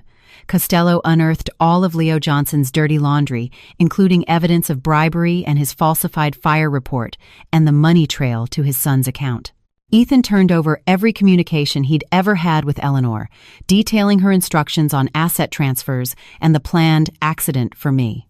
In exchange, the D.A.'s office agreed to consider his cooperation. On the third day, at dawn, Costello sent a final text. Found her. Evelyn Reed is in a private psychiatric hospital on the west side of the city, registered under a fake name, but the DNA is a match. When Sophia and I arrived, the sky was still dark. The hospital was hidden in a derelict industrial park, a decrepit building with a padlocked iron gate.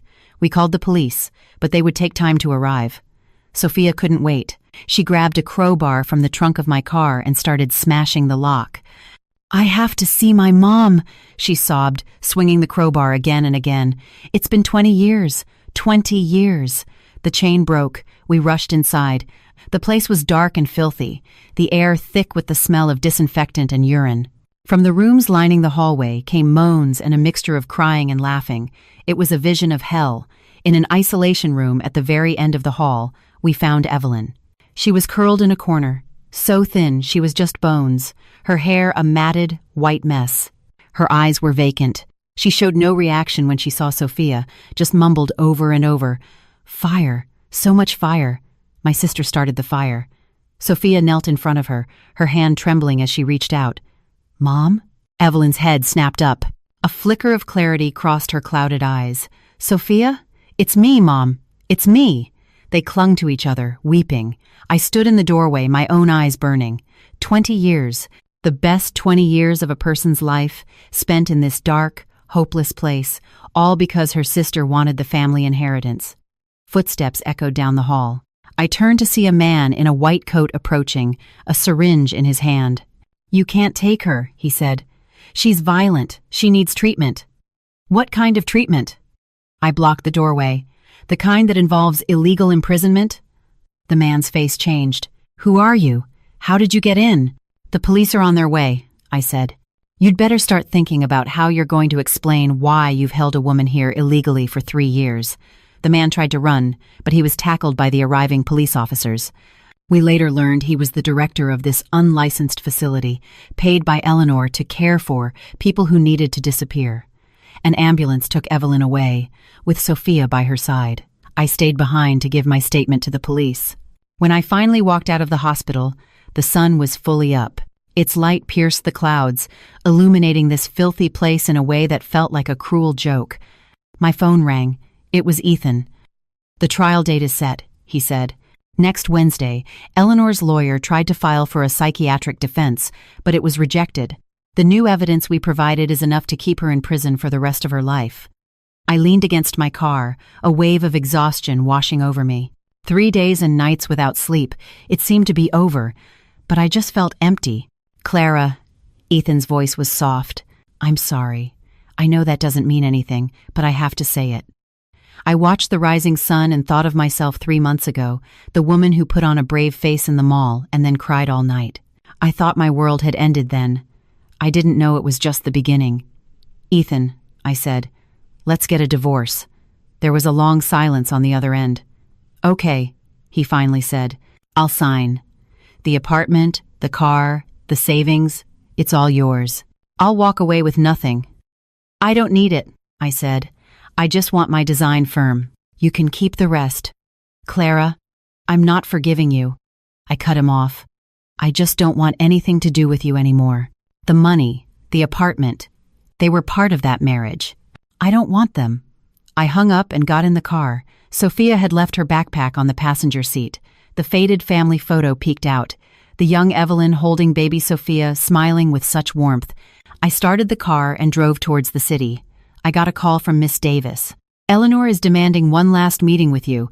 She says she has something important to tell you, about your parents." My heart skipped a beat. "My parents? What about them?" She didn't say, but it didn't sound like a bluff.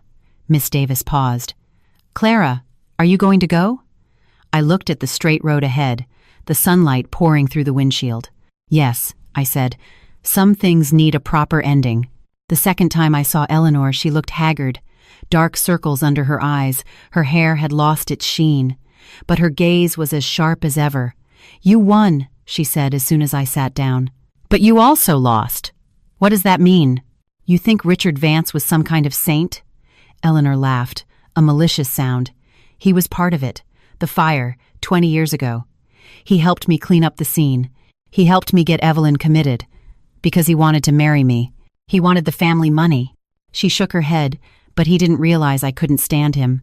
A weak man who married into his success. I gripped the receiver. "So you were partners?"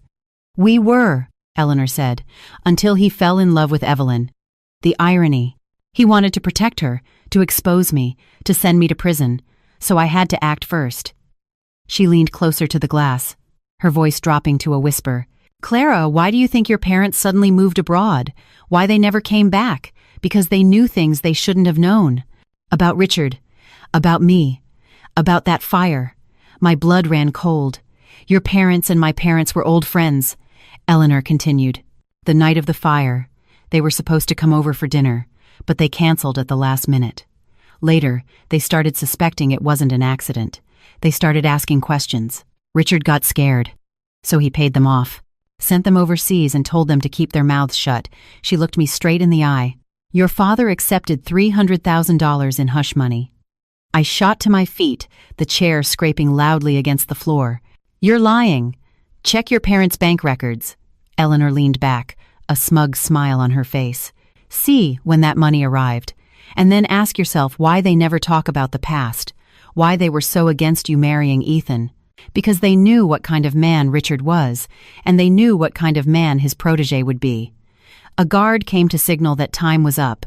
As Eleanor stood, she gave me one last look. "We all live in lies, Clara. The only difference is, some of us choose to keep deceiving ourselves, and some of us choose to face the truth." She was led away. I stood there, frozen. When I left the detention center, the sunlight was blinding. I sat in my car, my hands shaking. My parents' number was on my phone screen, but I couldn't bring myself to call. If what Eleanor said was true, then everything I had fought for these past 3 months, my anger, my persistence, my sense of justice, it was all a joke. My parents had taken blood money. My marriage was a setup from the start. The truth I had sought was just one part of a much larger lie. My phone rang. It was my mother. "Clara, honey, we're on a flight home tomorrow." Her voice was cheerful. "Your father says he's been craving your pot roast. He hasn't had it in years." "Mom," I interrupted, "the fire at Eleanor Vance's parents' house 20 years ago. What do you know about it?" Dead silence. "Clara, what are you talking about? Did you take $300,000 in hush money?" My voice was shaking. "Is that why you went abroad? Why you never talk about the past? Is that why you were against my marriage to Ethan? Not because he was wrong for me, but because he was introduced by Richard Vance?" A long, painful silence. Then I heard my mother start to cry. "I'm sorry, Clara. We're so sorry. Your father's business, it was about to go bankrupt. We needed the money. And Richard promised he would handle everything, that no one would get hurt. But Evelyn got hurt." I yelled into the phone. "She was locked in a mental hospital for 20 years. Richard is dead. Do you have any idea how many people were hurt because of that money? We didn't know. Richard said it was an accident, that Evelyn had always been unstable." My mother's sobs were uncontrollable. "Clara, Mommy is so sorry." I hung up. I rested my forehead on the steering wheel, and the tears finally came.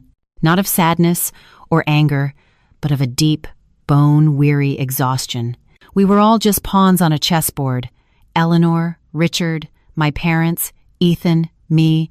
Everyone making moves for their own self-interest. Everyone thinking they were in the right. Everyone hurting others, and being hurt in return. My phone rang again. It was Sophia. "Clara? My mom is awake. She wants to see you." In the hospital room, Evelyn Reed was propped up against some pillows. She was still frail, but her eyes were clear. Sophia held her hand. her own eyes red and swollen. "Miss Collins," Evelyn's voice was faint. "Thank you for saving me and for getting justice for Sophia." I shook my head. "I just did what had to be done." "No, you did what many people were too afraid to do." She looked at me, her gaze complicated. "My sister, Eleanor. She wasn't always like this. We were so close when we were little. But she changed. Our parents always favored me, because I was sickly, because I was quiet. She grew more and more jealous, more hateful." She closed her eyes, a tear tracing a path down her cheek. "The night of the fire, I saw her pouring gasoline in the living room. I tried to stop her, but she pushed me away. She said, 'Why do you get everything good? This time it's my turn.'" Evelyn opened her eyes, her gaze heartbreaking. "Later, Richard found me. He said he would protect me, send me somewhere safe to heal. I believed him, and I ended up locked away for 20 years. "Your parents," Evelyn said suddenly. "They came to see me. About a month after the fire, they came to the hospital secretly and asked me what I saw that night. I told them the truth, but they never came back. I thought they had given up." I froze. "They came to see you?" Evelyn nodded. "Your mother cried for a long time. She said your father's business was in trouble, that they needed a lot of money. She said she was sorry, but there was nothing she could do. So they had tried. They had sought the truth. But in the end, they chose the money. When I left the hospital, Sophia walked me to the elevator. 'Clara,' she said, 'thank you. Without you, I might never have found my mom.' I gave her a hug. 'Take care of your mother, and take care of yourself. Evergreen Biopharma needs you. The employees need you. Will you stay and help me?' she asked, her eyes hopeful. 'I don't know anything about running a company. I need someone to teach me.' I thought for a moment and then nodded. 'Okay.' As the elevator doors closed, I saw her still waving. The little girl who, just a month ago, was sheltered under her father's wing, now had to run a company, care for a sick mother, and face her father's murderer in court. Life never waits until you're ready. On the drive home, I made a detour to my studio. Mia was gone, and the new assistant was still learning the ropes, but the business was running. The design boards on the walls, the material samples on the tables, the client files on the computer, this was mine. Something I had built, piece by piece. My phone buzzed, a bank notification. Ethan had withdrawn the $100,000 he had sent me, but he had transferred a new amount, $120,000. The memo read, *studio rent. I stared at the number, and this time, I didn't send it back. Some debts can't be paid with money, but some forgiveness can begin with accepting restitution. Not now, maybe not next year, but one day, when the wounds have scarred over, when the memories have faded, when I can think of him without feeling pain, maybe then, I can truly let go. I opened my laptop. 13 new emails, client inquiries, supplier quotes, invitations to industry events. Life went on. Work went on. I made a cup of coffee and started to reply. Outside, the sun was setting behind the skyscrapers, and the city lights began to twinkle on, one by one. Another night. Another new beginning. I didn't go to the trial. Miss Davis told me Eleanor tried to recant her confession, claiming Richard had planned everything and she was just a victim. But the new evidence, Leo Johnson's testimony, the original fire report, Evelyn's statement, made her defense crumble. The jury deliberated for 6 hours and found her guilty on all charges. When the judge read the sentence, Eleanor was calm, until she heard the words, "life in prison." Then her head snapped up, her eyes finding Evelyn and Sophia in the gallery. The two sisters locked eyes across the courtroom, one filled with hate, the other with sorrow. It was the last time they would ever see each other. Leaving the courthouse, Sophia asked me, "Clara, do you think she'll ever feel remorse?" I looked up at the gray sky and remembered Eleanor's smug smile. She believed she was right until the very end. Believed she was the victim.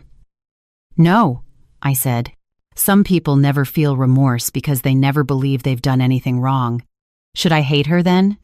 I turned to look at her. "Whether you hate her is your decision, but don't let that hatred ruin your life. Don't let her win again." Sophia nodded, not quite understanding. She was still a child, forced to bear so much, but perhaps that is the price of growing up, finding strength in pain, finding light in darkness. A month later, Ethan and I officially divorced. We met outside the county clerk's office to sign the final papers. He had lost weight and cut his hair short. He looked sharper, but the exhaustion in his eyes was still there. "Clara," he handed me a folder. "This is the deed to your studio's building. I bought it.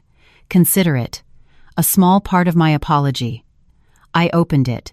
It was a property deed, with my name listed as the owner. "You don't have to do this. Please take it," he interrupted. "Otherwise, I'll never be able to live with myself." I looked at him. This man I had loved for 9 years and hated for 3 months. He stood before me now like a stranger. The sweet memories, the bitter betrayal, it all felt like a lifetime ago. "Ethan," I said, "what will you do now?"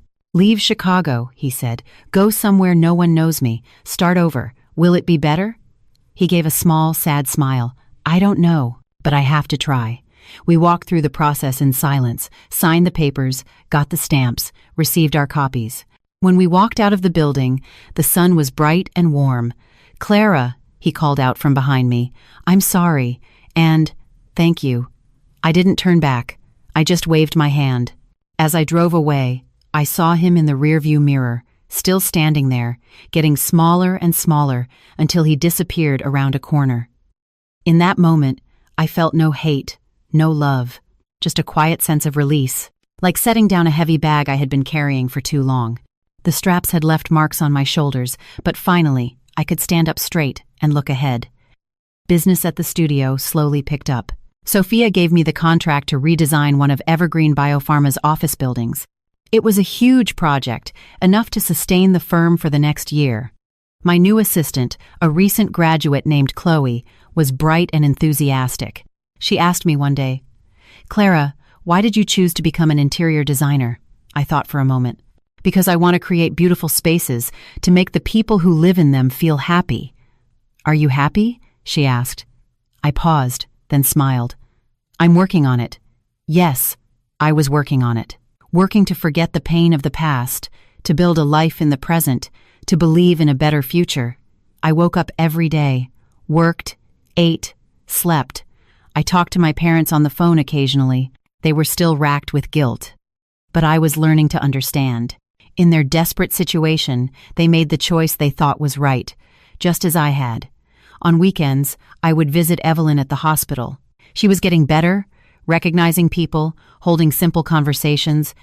Sophia came every day after school to be with her, the two of them slowly rebuilding a relationship lost for 20 years. Sometimes Evelyn would say, out of the blue, "My sister used to brush my hair. She would make beautiful braids." Then she would fall silent. Hate and love, sometimes separated only by a thin veil of memory. And time would make that veil more and more translucent, until you couldn't tell one from the other. One day in December, the first snow of the season fell on Chicago. I stood at my studio window watching the flakes drift down, blanketing the streets, the rooftops, the entire world. My phone rang. It was Sophia. "Clara, Mom remembered my name today." Her voice was filled with joy. She called me Sophia, and she asked if I had finished my homework. "That's wonderful," I smiled. "Clara, will you always be here? In Chicago?" I looked out at the snow. I thought about everything I had been through in these last few months. Betrayal, deception, conspiracy, danger, but also persistence, courage, truth, and redemption.